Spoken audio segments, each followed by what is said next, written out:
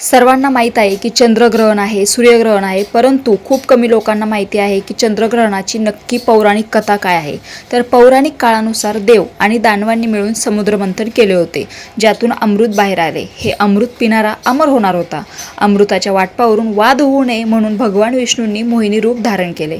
जेव्हा मोहिनी देवांना अमृत वाटत होती, तेव्हा स्वरभानू नावाच्या एका राक्षसाने देवाचे रूप धारण केले आणि तो चोरून देवांच्या रांगेत बसला. स्वरभानूने अमृताचा एक थेंब प्राशन करताच त्याच्या शेजारी बसलेला सूर्य आणि चंद्र हे देवांनी त्याला ओळखलं आणि भगवान विष्णूंना इशारा दिला. विष्णूंनी तत्काळ आपल्या सुदर्शन चक्राने स्वरभानूचे मस्तक धडापासून वेगळे केले.